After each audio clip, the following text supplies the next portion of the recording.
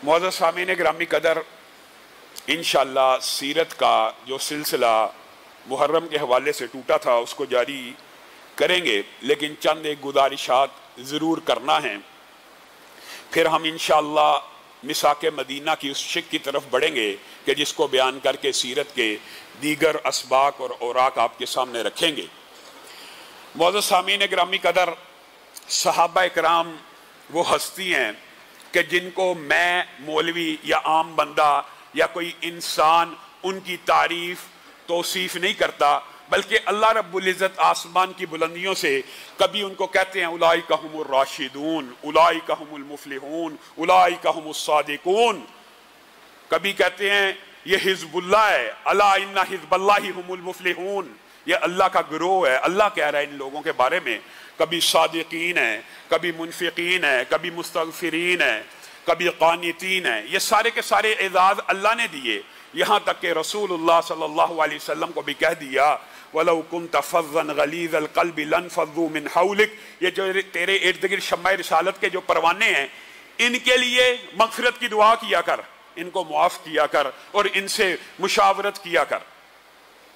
ये वो सहाबा हैं कि जिनका ईमान, जिनके बारे में अल्लाह रब्बुल इज़्ज़त ने कलाम हमीद में कभी रज़ी अल्लाह की नवीद सुनाई और बिल-आखिर ये भी कह दिया व कुल्लन वअदल्लाहुल हुस्ना। पहली बात तो ये थी कि बदर में जो शरीक होगा सारे अगले पिछले गुनाह माफ। अगले पिछले गुनाह माफ का मतलब ये नहीं है कि गुनाह होंगे नहीं, मासूम अनिल खता नहीं है, लेकिन मगफूर अनिल खता जरूर है। मासूम अनिल खता नहीं है, गलती कर सकते हैं, इंसान है, लेकिन अगर गलती कर भी लेंगे तो इस नेकी की वजह से अल्लाह ताला हर गलती को माफ कर देगा। खातिब बिन अबी बल्ता ने जो गलती की थी, उन्होंने एक खत लिख दिया था। जब वो खत हजरत अली लेके आए, मशहूर वाक़या है, 3 जर्नैल साहबा को रसूलुल्लाह ने भेजा था, हाथ पकड़ लाए औरत से, वो हाथ खोला गया। वो खातिब बिन अबी बल्ता ने मुशरिकीन मक्का को लिखा था। हजरत उमर को खबर मिल गई, तलवार को बाहर निकाला, कहा अल्लाह के रसूल हुक्म कीजिए इस मुनाफिक की गर्दन को काट दूं, इसके सर को इसके तन से जुदा कर दूं। मुशरिकीन मक्का को लेटर लिखता है कि हम हमला करने वाले हैं, हम जाने वाले हैं, हम उधर उम्रे के लिए, जो भी मकसद था। इसने खबर क्यों दी? रसूलुल्लाह सल्लल्लाहु अलैहि वसल्लम के चेहरे का रंग मुतगय्यर हो गया। उमर बैठ जा, क्या तुझे नहीं पता खातिब बिन अबी बल्ता कौन है? अल्लाह के रसूल क्या गलती होगी मुझे बताइए, कौन है? कहा ये बदर का सहाबी है, इसने बदर में शिरकत की है, और जिस तरह मेरे सहाबा में बदर वाले अफजल हैं, फरिश्तों में भी वो फरिश्ते अफजल हैं जिन्होंने बदर में शिरकत की है। तुझे नहीं पता ये बदर का सहाबी है? अल्लाह के रसूल बदर का सहाबी है, मुझे इल्म हो गया। अब क्या आपका फैसला है? कहा यह मेरा फैसला नहीं है, यह अल्लाह मालिकुल मुल्क का फैसला है। इनकी पिछली खताएं भी माफ हैं और आइंदा आने वाली खताएं भी माफ हैं। फिर एक सहाबी के बारे में और बाद रवायात में हातिब इब्न अबी बल्ता ही के बारे में यह बात दोबारा आई, शिकायत लगाई गई, तो रसूलुल्लाह सल्लल्लाहु अलैहि वसल्लम ने कहा तुम्हें नहीं पता बदर और सुलह हुदैबिया में शरीक है जिनके अगले पिछले सारे गुनाह माफ कर दिए गए हैं, जिनके गुनाह अल्लाह ने माफ कर दिए, इनको आज के बदबख्त बाद उम्मती माफ नहीं कर रहे। नई नई हर्जा सराई, हर रोज नया शोशा, बाद आने का नाम नहीं ले रहे, गुस्ताखियां बढ़ती चली जा रही हैं। हम हुकूमत के सामने जब मुतालबा करते हैं कि कानून हरकत में आए, हम भी मुजरम हैं, हम तो कह रहे हैं कानून को हरकत में लाया जाए।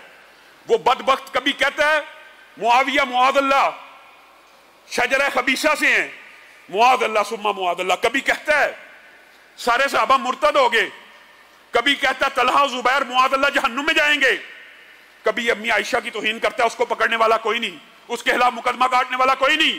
अगर ये मुकदमा ना काटा गया, अगर ये पर्चा दर्ज ना हुआ, तो इत्तेहाद अहले सुन्नत ने जिस तरह पिछले बरस एक तहरीक को बपा किया था, इस बदबख्त के खिलाफ भी तहरीक को चलाया जाएगा। जिन असहाबे रसूल के बारे में अल्लाह की सुन्नत कुरान पाक में क्या है, वइज़ा क़ील लहुम आमिनू कमा आमनन नास क़ालू अनुमिनु कमा आमन अस्सुफ़हा अला इन्नहुम हुमुस सुफ़हा। अल्लाह की ये सुन्नत है, ये किसी मौलवी की सुन्नत नहीं है। अल्लाह कह रहा है, जिन्होंने सहाबा को क्या कहा, वइज़ा क़ील लहुम आमिनू कमा आमनन नास क़ालू अनुमिनु कमा आमन अस्सुफ़हा, जिन बदबख्तों ने यह कहा کیا ہم ان صحابہ کی طرح ایمان لے آئیں جو بے وقوف ہیں؟ تو اللہ تعالیٰ نے صحابہ کے بارے میں کلیہ مجھے اور آپ کو قرآن پاک میں سمجھا دیا. یاد رکھنے کی ضرورت ہے، صحابی کے بارے میں کوئی بندہ جو لفظ کہے گا اسی کے اوپر پلٹایا جائے گا. صحابہ بڑے اعلیٰ ہیں، تو بڑا اعلیٰ ہے. صحابہ بڑے اچھے ہیں، تو بڑا اچھا ہے. جو کہے گا صحابہ بے وقوف ہیں، الا انہم ہم السفہاء، یہ میں نہیں، اللہ کہہ رہا ہے. کوئی صحابی کے بارے میں اگر کہے گا وہ بے وقوف ہے، نہیں وہ نہیں، تم بے وقوف ہو. وَإِذَا لَقُوا الَّذِينَ آمَنُوا قَالُوا آمَنَّا وَإِذَا خَلَوْا إِلَىٰ شَيَاطِينِهِمْ قَالُوا إِنَّا مَعَكُمْ إِنَّمَا نَحْنُ مُسْتَهْزِئُونَ. جنہوں نے صحابہ کے بارے میں یہ بکواس کی کہ ہم ان کے ساتھ مذاق کرتے ہیں، اللہ کی سنت یہ ہے اللہ یستہزئ بہم، اللہ تمہارا ٹھٹھا کرتا ہے، اللہ تمہارا مذاق کرتا ہے. صحابی کے بارے میں جو لفظ کہا جائے گا اسی کے اوپر پلٹا دیا جائے گا. جو بدبخت یہ کہے گا صحابی بے ایمان ہو گئے، وہ دنیا کا سب سے بڑا بے ایمان ہے. جو کہے گا مرتد ہو گئے، وہ دنیا کا سب سے بڑا مرتد ہے. جو کہے گا کافر ہو گئے، وہ دنیا کا سب سے بڑا کافر ہے. یہ ایک اللہ کی سنت ہے، یہ کسی مولوی کا فتویٰ نہیں ہے. یہ صحابہ کے بارے میں میرا اور آپ کا عقیدہ اور ایمان ہونا چاہیے. میرے بھائیو، ظلم ہے، ظلم کی داستان ہے، تبر بازی کی بھی انتہا ہے. کبھی امہات المومنین کو اہل بیت سے باہر نکال دیا گیا. یہ دیکھیں عقل کے اوپر کیسا کیسا پردہ ہے. آپ اردو کے محاورے میں استعمال کیجئے ایک لفظ، آپ کو کوئی آ کے پوچھے کسی عورت سے آپ کے گھر والے کیسے ہیں، اس سے مراد بیٹے ہوں گے کہ حامد بھی ہوگا. آپ کا گھر والا کیسا ہے؟ آپ سے میں پوچھتا ہوں آپ کی گھر والی کیسی ہے؟ آپ کی گھر والی کیسی ہے؟ اس سے مراد صرف بیٹے ہیں؟ اس سے مراد صرف بیٹی ہیں؟ آپ کی گھر والی کیسی ہے؟ کیا اس سے مراد بیوی نہیں ہے؟ یہ کہاں سے فلسفہ آیا؟ یہ کہاں سے فلسفہ گڑا گیا؟ سورۃ ہود اٹھائیے، دلائل کو بھی یاد کیجئے. معاشرے کے اندر سوشل میڈیا کے اوپر جو پراپوگنڈے ہو رہے ہیں، کم از کم اتنا علم کسی عام مسلمان کے پاس بھی ہونا چاہیے. سورۃ ہود یاد کریں، 72 73 74 نمبر آیات کے اندر تفصیل موجود ہے. اٹھائیں. اَأَلِدُ وَأَنَا عُجُوزٌ وَهَذَا بَالِي شَيْخًا، اے اللہ کیا میں بچہ جنوں گی جبکہ میں تو بانجھ ہو چکی ہوں. حضرت سارہ کہہ رہی ہیں جب ان کو بشارت دی جا رہی ہے اسحاق کی، میں بچہ جنوں گی. اَأَلِدُ وَأَنَا عُجُوزٌ، اے اللہ میں تو بانجھ ہوں. وَهَذَا بَالِي شَيْخًا، اور ہمن بوڑھے ہو چکے ہیں، بوڑھے ہو چکے ہیں. بالی شیخا، اتنے بوڑھے ہو چکے ہیں کہ قوت طاقت ہمت بھی نہیں ہے. کیا یہ اور میں بچہ جنیں گے؟ اتعجبین من امر اللہ، کیا تم اللہ کے حکم کے اوپر اجابت کا اظہار کرتی ہو؟ رحمت اللہ وبرکاتہ علیکم اہل البیت. بتائیں یہ کوئی مولوی کہہ رہا ہے؟ سارہ کو اہل بیت کس نے کہا؟ اللہ نے. بیویاں اہل بیت نہیں ہوتی. سورۃ ہود کی آیت یاد رکھیے، کتنی بڑی دلیل ہے کہ بیویاں اہل بیت میں سے ہوتی ہیں. اور پھر سورہ احزاب جو ہر مسلمان کو با ترجمہ یاد ہونی چاہیے، نہیں یاد. آپ 22ویں پارے کے شروع میں جب پہنچیں گے، 22واں پارہ کھولیں گے، اس سے پہلے 3 آیتیں پیچھے چلے جائیے. ان سارے کے سارے مسائل کا آغاز کہاں سے ہو رہا ہے؟ اللہ تعالیٰ کہہ رہا ہے قُلْ لِأَزْوَاجِكَ، قُلْ لِأَزْوَاجِكَ. پھر اللہ تعالیٰ پہلے تو حکم دے رہا ہے نبی کریم کو کہ اپنی بیویوں کو کہو، پھر اللہ تعالیٰ براہ راست یا نساء نبی، یا نساء نبی 2 مرتبہ کہہ رہا ہے. اس سے مراد ان کی بیویاں ہیں. سارے احکامات نازل کرنے کے بعد وَقَرْنَ فِي بِيُوتِكُنَّ، آپ سب نے سنے ہوئے ہیں، ہمارے آج کے موضوع سے متعلق نہیں ہے، جو بات متعلق ہے وہ آپ کے سامنے رکھ رہا ہوں. وَقَرْنَ فِي بِيُوتِكُنَّ، اللہ تعالیٰ ان کی بیویوں کے بارے میں احکامات نازل کر رہے ہیں. اور پھر ایک مقدمہ قائم کر کے بیویوں کے احکامات نازل کر کر کے بیویوں کے احکامات، انما یرید اللہ لیذھب عنکم الرجس اہل البیت. اللہ تعالیٰ کہہ رہے ہیں یہ احکامات میں نے اس لیے نازل کیے ہیں کہ میں چاہتا ہوں اے نبی آپ کے گھر سے مکمل طور پہ رجس کو ختم کر دیا جائے اور پاک صاف بنا دیا جائے، اس طرح کا کہ رہتی دنیا تک آپ کے گھرانے کی مثال دی جائے. آپ کی بیویوں میں سے بھی ہر قسم کی ناپاکی کو ختم کرنا چاہتا اللہ. انما یرید اللہ لیذھب عنکم الرجس اہل البیت. یہاں پہ بعد اعتراض کرنے والے کہتے ہیں اس سے مراد بیویاں نہیں ہیں. وہ اٹھائیں قرآن پاک، پچھلی آیات میں بیویوں کا خطاب ہو رہا ہے، یہاں پہ آ کے اچانک خطاب کینسل، اچانک خطاب اولاد سے ہو گیا. اگر یہ بات بھی مان لی جائے تو اس سے اگلی آیت بھی واضح ہے، وَذْكُرْنَ مَا يُتْلَىٰ فِي بُيُوتِكُنَّ، ابتدا میں بھی عورتوں کے جمع کے صیغے سے خطاب ہے، اس آیت کے ٹکڑے کے بعد بھی جمع کے صیغے سے خطاب ہے۔ کوئی راکٹ سائنس نہیں ہے، ایک عام مسلمان آج گھر جا کے سورۃ احزاب کی آیتیں کھول لے، اس کو پتہ چل جائے گا اہل بیت اللہ کس کو کہہ رہا ہے۔ ہم حضرت علی کو اہل بیت میں سے مانتے ہیں، کیوں مانتے ہیں؟ کیونکہ رسول اللہ صلی اللہ علیہ وسلم نے سند دے دی ہے، ورنہ دماد اہل بیت نہیں ہوتے۔ لیکن جب رسول اللہ نے کہہ دیا میرے اہل بیت میں سے، تو مان لیا۔ اور جن کو اللہ کہہ رہا ہے اہل بیت، ان کو تم کہتے ہو کہ معاذ اللہ ثم معاذ اللہ، رسول اللہ نے ان کو طلاق دے دی تھی۔ حضرت عائشہ کے بارے میں صحیح حدیث ہے، یہ دنیا میں بھی میری بیوی ہے اور جنت میں بھی میری بیوی ہے، تم کہتے ہو طلاق دے دی تھی۔ یہ کہاں سے فلسفے آئے؟ تم نے اہل بیت سے بیویوں کو نکال دیا۔ قرآن پاک اہل بیت کا ذکر ہی بیویوں کے ساتھ کر رہا ہے۔ اگر نکالنا ہی تھا، اگر مثال دے رہا ہوں، عقل کے اوپر پردہ ہے نا، نکال دیا تو اللہ تعالیٰ نے تو لفظ کیا کہ النبی اولیٰ بالمؤمنین من انفسہم وازواجہ امہاتہم کہہ دیا، ان کی بیویاں تمہاری مائیں ہیں۔ کوئی ماں کے بارے میں بھی ہردہ سرائی کرتا ہے، لیکن یہ بات آنے والے نہیں، ان کا ایک ہی علاج ہے، مقدمے قائم کیے جائیں۔ لیکن میں یہ بھی دکھ سے کہنا چاہتا ہوں کہ اب پاکستان کے اندر ہر جائز بات احتجاج کے ساتھ منوائی جائے گی، ہر جائز بات پہ احتجاج کرنا لازم ہے۔ قانون حرکت میں خود بخود آنا چاہیے۔ ایک بندے نے پورے محرم کے اندر گستاخیوں کی انتہا کر دی ہے، اس کے مقدمے کو کاٹنے میں لیت و لال کا کام لیا جا رہا ہے۔ کیوں لیا جا رہا ہے؟ یہ چاہتے ہیں کہ کیا دوبارہ اہل سنت سڑکوں پہ آئیں، احتجاج کریں، پھر کاٹ لیں گے۔ کیا ہمیشہ اسی طرح یہی طرز عمل رہے گا؟ ہماری ماؤں کے بارے میں کتنی سنگین نوعیت کی اس نے بات کی ہے۔ پھر معاذ اللہ ثم معاذ اللہ، شرم نہیں آتی؟ ہمارے امام، ہمارے صحابہ ہماری آنکھوں کے تارے ہیں، ہمارے دل کا قرار ہے، نظر کا نور ہیں۔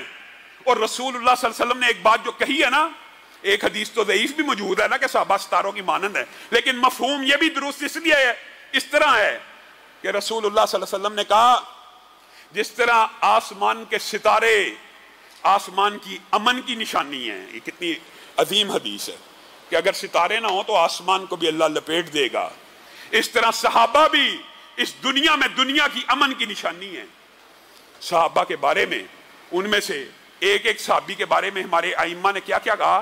ایک صحابی کا ایک لمحہ، عبداللہ ابن عمر اور دیگر صحابہ کے آپ اقوال پڑھیے، ایک لمحہ کسی امتی کی 100 سال کی عبادت پہ بھاری ہے۔ صرف ایک لمحے کی صحبت جو نبی کریم کے ساتھ گزاری ہے، اس کا اجر و ثواب اور مقام 100 سال کی عبادت سے بھی زیادہ ہے۔ اور کسی بدبخت نے، اب بندہ کیا کہ اس کو چھوڑیں، امام احمد ابن حنبل کے پاس ایک بندہ آیا اور آ کے کہنے لگا کہ معاویہ رضی اللہ افضل ہیں کہ عمر بن عبدالعزیز افضل ہیں۔ آپ کے چہرے کا رنگ بدل گیا۔ آپ نے اس کو ساری بات سمجھائی کہ معاویہ کے نتنوں سے معاویہ کے گھوڑے کے ناک سے ٹکرانے والی گرد جو ہے وہ بھی عمر بن عبدالعزیز سے افضل ہے، کیونکہ وہ صحابی ہیں، اور صحابی کا مقابلہ کسی امتی سے نہیں ہو سکتا۔ ہم صحابہ کے برابر کسی کو نہیں سمجھتے۔ یہ باتیں سمجھا رہے، انہوں نے کہا فلاں علاقے میں ایک شخص ہے جو عمر بن عبدالعزیز کو معاویہ سے بہتر سمجھتا ہے۔ تو امام احمد ابن حنبل نے، امام اہل سنت نے ایک فتویٰ جاری کیا، جو بندہ کسی امتی کو کسی صحابی سے افضل سمجھتا ہے، بات تو یہ تھی، اور عمر بن عبدالعزیز کا مقام کیا کم ہے؟ بہت بڑے ولی اللہ ہیں، بعد میں خلیفہ راشدین میں سے، خلفائے راشدین میں شمار کیا، اتنے بڑے خلیفہ ہیں۔ ان کے بارے میں ایک بندے کا عقیدہ ہے کہ وہ امیر معاویہ سے افضل ہیں۔ تو امام احمد ابن حنبل نے کہا آج کے بعد تو نے اس کے ساتھ نہیں بیٹھنا، آج کے بعد تو نے اس کے ساتھ کھانا نہیں کھانا، آج کے بعد تو نے اس کے ساتھ پانی نہیں پینا۔ اگر وہ بیمار ہو جائے تو تو نے اس کی عیادت نہیں کرنی، وہ زندیق اور گمراہ ہے۔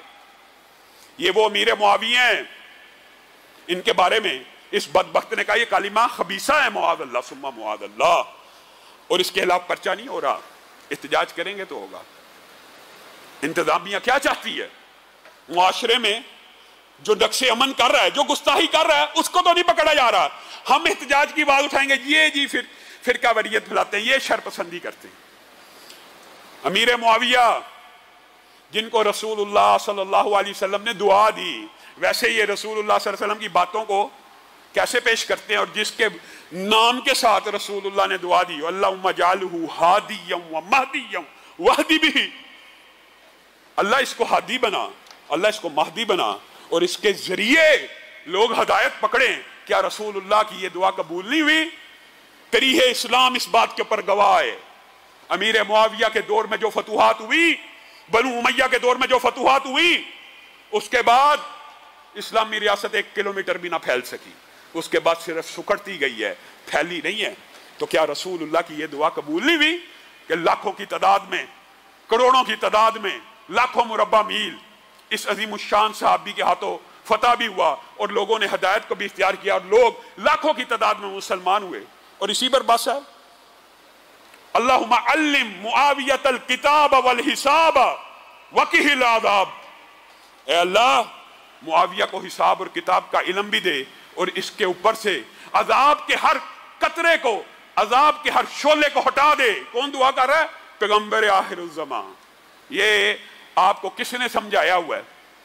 معاذ اللہ، یہ دوریاں، یہ جی دو رشتہ داریاں، یہ بنو ہاشم بنو امیہ، یہ سارا جھوٹ اور مبالغہ ہے۔ حضرت امیر معاویہ رسول اللہ کے برادر نسبتی ہیں۔ حضرت امیر معاویہ کا رسول اللہ سے کوئی دور کا رشتہ نہیں ہے، بڑا قریب کا رشتہ ہے۔ آپ کی بہن رسول اللہ کی بیوی ہیں۔ یہ آپ نے ہاں لمبی داستانیں، یہ بنو امیہ کی، بنو ہاشم کی الگ الگ شاہیں تھی۔ رسول اللہ نے بنو امیہ میں 3 بیٹیاں دی ہیں، بنو ہاشم میں 1 بیٹی دی ہے۔ یہ کہانیاں سن سنا کے اس عظیم الشان صحابی کے اوپر تان و تشنیع، اور حضرت معاویہ دروازہ ہیں۔ میں آپ کو یہ بات پہلے بھی کہہ چکا ہوں، حضرت امیر معاویہ کیا، کوئی بندہ امتی حضرت ابو بکر جتنا نیک ہو جائے، کیا ان کے شر سے بچ جائے گا؟ کیا حضرت ابو بکر بچ گئے ہیں؟ کیا حضرت عمر ان کے شر سے بچ گئے ہیں؟ اس محرم کے اندر بھی گستاخیاں ہوئی ہیں، ان کے خلاف تو پرچے ہوئے ہیں، کیونکہ وہ عوام کے لوگ تھے، انہوں نے گستاخی کی حضرت ابو بکر کے خلاف، عمر کے خلاف، ان کے خلاف پرچے ہو رہے ہیں۔ لیکن جو سرگناہ ہے، جو سرہیل ہے، جو اعلانیہ کہتا ہے میرے جرنیلوں کے ساتھ تعلقات ہیں، ہمارا بھی حکومت میں ہاتھ ہے، اس بدبخت کے خلاف کوئی کارروائی نہیں ہو رہی، اس کو نہیں پکڑا جا رہا، اس کے خلاف مقدمے درج نہیں ہو رہے۔ کس وجہ سے؟ تو پھر ہم یہ سمجھنے پہ مجبور ہو جائیں کہ آپ ان کے پشت بنائیں، آپ چاہتے ہیں ملک میں فرقہ واریت پھیلے۔ یہ وہ عظیم الشان صحابی ہیں، یہ وہ عظیم الشان صحابی ہیں۔ ام حرام بنت ملحان ایک مرتبہ رسول اللہ ان کے گھر میں جایا کرتے تھے، سوئے ہوئے تھے، اچانک سو کے اٹھے، مسکرانا شروع ہو گئے۔ ام حرام نے کہا اللہ کے رسول آپ مسکرا رہے ہیں؟ کہا ہاں میں نے خواب میں، یہ جو مسکراہٹ ہے یہ خوشی ہے، یہ رسول اللہ صلی اللہ علیہ وسلم کی بشارت ہے۔ ہاں میں نے دیکھا، مراد یہ تھی رسول اللہ نے خوشی میں خواب دیکھا کہ میری امت کا ایک گروہ تختوں پہ بیٹھ کے سمندروں کے اوپر جہاد کر رہا ہے۔ ام حرام نے کہا اے اللہ کے رسول دعا کیجئے میں بھی اس لشکر میں شامل ہو جاؤں۔ رسول اللہ نے کہا نہ صرف لشکر میں شامل ہوگی بلکہ اسی میں شہید ہو جائے گی۔ آپ کو پتہ ہے یہ لشکر کون سا لشکر ہے جس کو رسول اللہ صلی اللہ علیہ وسلم بشارتیں بھی دے رہے ہیں، خوش بھی ہو رہے ہیں، خواب سے مسکراتے ہوئے اٹھ رہے ہیں؟ حضرت امیر معاویہ نے اس لشکر کی قیادت کی اور پہلا بحری بیڑا بنا کر جب سمندر کے اوپر ڈالا، ام حرام کو خبر ملی، دوڑتی بھی شریک ہوئی اور جنگ میں نہیں واپسی پہ گر کر شہید ہو گئی، اور رسول اللہ صلی اللہ علیہ وسلم کا فرمان سچا ہو گیا کہ ام حرام تو اسی لشکر میں شامل ہوگی۔ یہ وہ عظیم الشان جلیل القدر صحابی رسول ہیں، ان کے ساتھ یہ معاملہ کیا جاتا ہے۔ یہ پہلا دروازہ ہے۔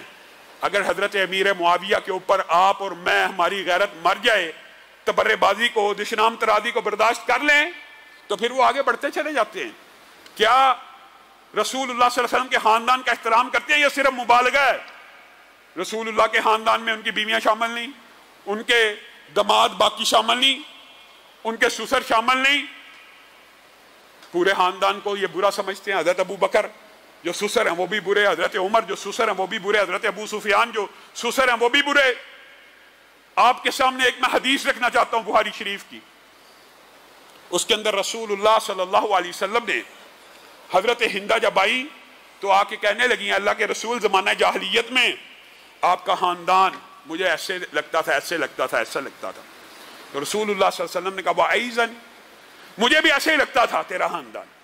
بعد میں وہ کہنے لگی اللہ کے رسول جب سے اسلام کو قبول کیا، یہ بات بھی آئی ہے ضمنی طور پہ تو سمجھ لیجئے، پروپوگنڈا نصاب کی کتابوں میں حضرت ہندہ نے کلیجہ چبایا تھا، معاذ اللہ ثم معاذ اللہ، یہ روایت ضعیف ہے، مردود ہے، باطل ہے۔ حضرت حمزہ کا، جس نے حضرت حمزہ کو شہید کیا حضرت وحشی نے، انہوں نے جب اسلام قبول کیا تھا، رسول اللہ نے ان کے اسلام کو قبول کرنے کے بعد یہ بات کہی تھی آپ میرے سامنے نہ آیا کریں، مجھے اپنے چچا یاد آ جاتے ہیں۔ اگر حضرت ہندہ نے اس طرح کا کوئی عمل کیا ہوتا تو رسول اللہ اس طرح ان کے ساتھ باتیں کر رہے ہیں؟ رسول اللہ یہ کہہ رہے ہیں فتح مکہ کے موقع کے اوپر جو ابو سفیان کے گھر میں داخل ہو گیا وہ امن میں آ گیا۔ اگر انہوں نے یہ کام کیے ہوتے، وحشی کو تو کہہ رہے ہیں کہ آپ اپنے چہرے کو ذرا سائڈ پر رکھ لیا کریں، مجھے میرے چچا یاد آ جاتے، ان کو نہ کہتے۔ ان کو جو اعزاز دیا جو لوگوں سے مخفی ہے وہ کیا ہے؟ حضرت ہندہ پھر کہنے لگی اللہ کے رسول جب سے اسلام قبول کیا اس کے بعد سے اب تک آج کے دن کی ایمان کی کیفیت یہ ہے کہ آج آپ سے افضل کوئی نہیں، آج آپ سے اعلیٰ کوئی نہیں، آج آپ کے خاندان سے بہتر خاندان کوئی نہیں۔ تعریفیں کرتی چلی گئی، جس نے پڑھنی ہے بخاری شریف پڑھ لے۔ رسول اللہ نے کہا والذی نفسی بیدی وعیزن، اس ذات کی قسم جس کے ہاتھ میں محمد صلی اللہ علیہ وسلم کی جان ہے، میری بھی یہی کیفیت ہے، میری طرف سے بھی یہی معاملہ ہے۔ رسول اللہ اگر کسی کے بارے میں یہ کہہ دے، گویا حضرت ہندہ نے جب یہ کہا آپ کا خاندان آج کے بعد مجھے سب سے زیادہ محبوب ہے، تو رسول اللہ کہہ رہے ہیں مجھے بھی اسلام پیچھے والی ہر چیز کو معاف کر دیتا ہے۔ اسلام میں اللہ تعالیٰ نے صحابہ کو معاف کر دیا، یہ 1400 برس گزر گیا، یہ معاف کرنے کے لیے تیار نہیں ہے، یہ فرقہ واریت پھیلانے ختم کرنے کے لیے تیار نہیں ہے۔ عجیب و غریب فلسفہ ہے، برائی متحد ہے، برائی منظم ہے، شر مجتمع ہے، اچھائی منتشر ہے، اچھائی پھیلی ہوئی ہے۔ میں یہ نہیں کہتا، دکھ کی بات ہے کہ دنیا میں یا معاشرے میں نیک لوگ نہیں لے، یا اچھی تحریکیں نہیں رہی، یا نیک فکر نہیں رہی، یہ نہیں میں کہتا، ہے لیکن بکھری ہوئی ہے، کوئی کہاں ہے کوئی کہاں ہے، برائی منظم ہے، بدی منظم ہے، شر مجتمع ہے، اور نیکی پھیلی ہوئی ہے، تفریق شدہ ہے، کوئی کہاں بیٹھا ہے کوئی کہاں بیٹھا ہے، آپس میں رابطہ تک نہیں ہے۔ ایک ہونے کی ضرورت ہے۔ جس طرح اتحاد اہل سنت اس طرح کی ہردہ سرائی کے بعد وجود میں آیا اور یہ امت کے لیے ایک نعمت بن گیا، میرے بھائیوں آج افغانیوں سے ہی سبق سیکھ لو۔ اللہ کی قسم اگر اہل سنت کے یہ تینوں مسالک ایک نہیں ہوں گے تو پھر ایک ایک کر کے کٹ جائیں گے، ایک ایک کر کے کاٹے جائیں گے، ایک ایک کر کے بیڑیا اچک لیتا ہے۔ اگر آپ مل جائیں گے، ہمارے مشترکات کم ہیں، ہاں مغالطہ ڈالا ہوا ہے، اختلافات ہیں، کوئی انکار نہیں ہے، عقیدے کے اندر عبادات کی ادائیگی کے اندر اختلافات موجود ہیں، لیکن اس کا مطلب یہ ہے کہ ہماری مشترکات ہی نہیں ہیں۔ بتائیے بعض مشترکات تو ایسے ہوتے ہیں جو یونیورسل ہوتے ہیں، جو بین المسالک نہیں بین المذاہب بھی ہوتے ہیں۔ مثلا بے حیائی، کیا دیوبندی بریلوی اہل حدیث میں سے کوئی بے حیائی کا قائل ہے؟ کیا کوئی رشوت کا قائل ہے؟ کیا کوئی چوری کا قائل ہے؟ کیا کوئی ڈکیتی کا قائل ہے؟ کیا کوئی سود کا قائل ہے؟ کیا لوٹ مار کا کوئی قائل ہے؟ کیا جھوٹ کا کوئی قائل ہے؟ کیا غیبت کا کوئی قائل ہے؟ جتنی معاشرتی برائیاں ہیں سب کے اوپر اتفاق، اتحاد، مشترکات ہیں۔ آپ کو لوگوں نے مغالطہ ڈالا ہوا، لبرل مافیا نے، یہ جی ایک دوسرے کے پیچھے نماز نہیں پڑھتے، ایک دوسرے کے پیچھے نماز نہیں پڑھتے، یہ آپ کو کسی نے مغالطہ دیا ہوا ہے کہ یہ ان کے اندر بڑے اختلافات ہیں۔ بتائیے کون سا ایسا مسلک کا عالم ہے جو کہتا ہو کہ گانے سننے چاہیے؟ یعنی بے حیائی کا کون قائل ہے؟ بے پردگی کا، زنا کا کوئی قائل ہو سکتا ہے؟ آپ جن چیزوں میں اتفاق ہے ان چیزوں کے اندر علماء کی مان لیں۔ اگر آپ کہتے ہیں کہ ایک دوسرے کے پیچھے پڑھ لیں گے، ہم بھی پڑھ لیں گے، تو جن چیزوں میں مشترکات میں ہم ایک ہیں وہ مان لیں، وہ بھی آپ نہیں مانتے۔ گویا شیطان نے آپ کو یہ وسوسہ ڈالا ہوا ہے، آپ کو یہ ایک آرگیومنٹ ہے، صرف آرگیومنٹ کے طور پہ آپ یہ پیش کرتے ہیں۔ اللہ کی قسم آج ملک کے اندر جس طرح فتنے بڑھے ہیں، اتحاد کی ضرورت ہے، اتحاد کی ضرورت ہے۔ اہل حدیث ہوں، دیوبندی ہوں، بریلوی ہوں، جب تک یہ ملیں گے نہیں، مسلح کا امام کبھی بھی تخت پہ نہیں آئے گا۔ اور جب تک مسلح کا امام ریاست کا امام نہیں بنے گا حالات نہیں بدل سکتے، نہیں بدل سکتے۔ آپ نے مسلح کو اور تخت کو علیحدہ علیحدہ کر دیا، آپ کا دڑن تختہ ہو گیا، دڑن تختہ ہو گیا۔ جب تک مسلح کا امام ریاست کا امام رہا، میں حضرت ابو بکر و عمر و عثمان و علی، حسن حسین معاویہ ان کی بات نہیں کرتا، یہ تو مسلح کے بھی امام تھے، ریاست کے بھی امام تھے۔ آئیے اس خطے کے اندر وہ مغل بادشاہ جن کی یاشیوں کے قصے مشہور ہیں نا، ایسے تھے ایسے تھے ایسے تھے، لیکن آپ اپنی تاریخ سے واقف نہیں ہیں۔ یہ آپ کو کیا پڑھایا جا رہا ہے؟ جیسے بھی تھے، جب نماز کا وقت ہوتا تھا یہی مصلی امامت پہ کھڑے ہوتے تھے، جب جمعے کا وقت ہوتا تھا یہی خطبہ دیا کرتے تھے۔ جب تک ریاست کا امام مسلح کا امام رہا، یا دوسری طرح کہہ لیجئے جب تک مسلح کا امام تخت کے اوپر بھی براجمان رہا، اسلام غالب رہا۔ جب مسلح کو ریاست کے تخت سے علیحدہ کر دیا گیا اور ریاست سے دین کو دیس نکالا دے دیا گیا، اور یہ سوچا گیا کہ ریاست کا کوئی مذہب نہیں ہوتا، ریاست نظریاتی نہیں ہوتی، اسلام کا مسلمانوں کا دڑن تختہ ہو گیا۔ لیکن اللہ کا شکر ہے پھر اس خطے میں ایک تحریک چلی، برِ صغیر پاک و ہند میں پاکستان اگر کسی نظریے پہ بنا تو اسی نظریے پہ بنا کہ پاکستان اسلامی ریاست ہے، دو قومی نظریہ ہے، ہندو اور مسلمان الگ الگ قومیں ہیں، الگ الگ۔ میرے بھائیوں، آج یہ سوچنے کی ضرورت ہے کہ نہیں، کیا ہم نے پاکستان ڈیم بنانے کے لیے بنانے چاہیے، سڑکیں بنانے کے لیے بنانی چاہیے، یونیورسٹیاں بنانے کے لیے بنانی چاہیے، حاصل کیا تھا، یا اسلام کی سربلندی کے لیے حاصل کیا تھا؟ اللہ کی قسم اگر سڑکیں پل ڈیم ہی بنانے تھے تو انڈیا سے علیحدہ ہونے کی ضرورت نہیں تھی، اور اگر اس وطن کو بھی سیکولر ہی بنانا تھا تو انڈیا سے علیحدہ کیوں ہوئے؟